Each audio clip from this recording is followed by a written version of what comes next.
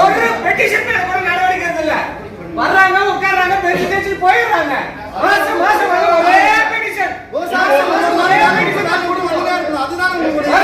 வந்து பிச்சை எடுக்கணும். சார் செஞ்சு கொடுங்க, சார் செஞ்சு கொடுங்க சார். சின்ன சின்ன விஷயம் கூட செய்யல சார். காலையில கலெக்டர் கூப்பிட்டு ஆர்டர் போடுறாங்க. நீதிக்கோயில கம்மன் ஆடுறாங்க. மதியம் போலீஸ் பாதுகாப்போட இபி டிபார்ட்மெண்ட் போய் கம்மன் ஆடுறாங்க. அப்ப கலெக்டருக்கு என்ன சார் வேல்யூ இருக்கு? இந்த காலையில லைப்ரரி வந்து பாரபட்சம் இல்லாம இருக்காங்க. வீடியோ டிபார்ட்மெண்ட் இங்க இருக்காங்க. டபிள்யூஆர்டி லைப்ரரி டாய்லெட் மொத்தத்தையும் கால்வாய் ஆக்கிரமிப்பு பண்ணி இருக்காங்க. பக்கத்துல ஒரு ஸ்கூல் இருக்கு சார். ஒரு வருஷம் ஆச்சு. அந்த காம்பவுண்ட் ஒரு செக்ரட்டரி இருக்கு, அவங்களால முடியல. அப்போ ஆள் பார்த்து தான் வேலை செய்யறாங்களா? எத்தனை முறை சார் பெட்டிஷன் கொடுக்கிறது?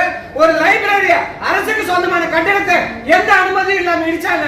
ஆனா ஒரு தனியார் பள்ளி காம்பவுண்ட் சார் எடுக்கிறதுக்கு அவங்களுக்கு முடிஞ்சா? எதுக்கு சார் நாங்க வரணும் மாசம் மாசம்? அதே கால்வாயில ஏழைங்க கொட்டாய் போட்டிருந்தாங்க. 120 ஃபேமிலி ராத்திரியோட ராத்திரியே துரத்தி விட்டாங்க. ஆனா ஒரு ஸ்கூல் காம்பவுண்ட டச் பண்ண முடியல.